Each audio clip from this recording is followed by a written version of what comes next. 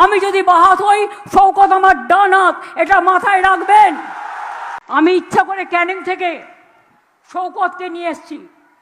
শওকতই আমায় বলেছিল 8টা থানা বানাতে, আমি এখানে 8টা থানা বানিয়ে দিয়েছি কলকাতা পুলিশের আন্ডারে। ওই আমাকে বলছিল, দিদি মেডিকেল কলেজ হাসপাতালটা শুরু হয়নি।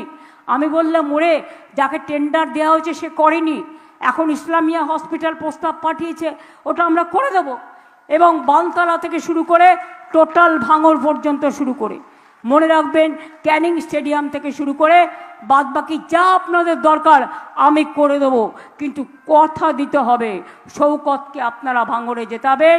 আর ক্যানিং পূর্বেও আমার প্রার্থী বাহারুলকে জেতাবেন, এটা আমায় কথা দিতে হবে। আরও 2 লক্ষ ছেলেমেয়ের চাকরি কিন্তু হবে, লেদার হবে, সব প্রস্তুত হচ্ছে। এবং আপনাদের এখানে অনেক ইন্ডাস্ট্রি গড়ে উঠবে, নিশ্চিন্তে থাকুন। আমাকে যেভাবে শওকত বলবে বাহারুলকে নিয়ে আমি সেইভাবেই কাজ করব।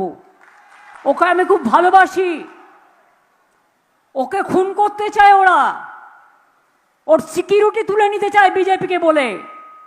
আমি সব খবর রাখি, যদি কোনো রকম সিকিউরিটি তুলে নিয়ে ওর প্রতি কোনো হামলা হয় তাহলে কিন্তু আমি ছেড়ে কথা বলবো না, প্রশাসনকে জানিয়ে রাখলাম।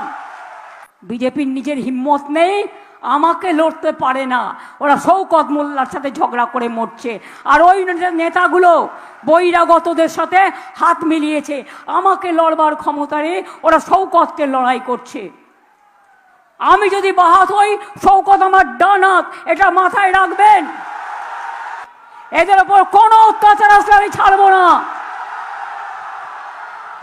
বিজেপির নেতারা 20টা করে গাড়ি সেন্ট্রাল ফোর্স, 30টা করে গাড়ি নিয়ে আর পুলিশ নিয়ে দিল্লির ঘুরে বেড়াবে, আর শওকতদের সিকিউরিটি কেড়ে নেওয়া হবে। কারণ BJP vanish washing commission order দেবে। মনে রাখবেন, মানুষের জীবন নিয়ে খেলবেন না, মানুষের নিরাপত্তা নিয়ে খেলবেন না।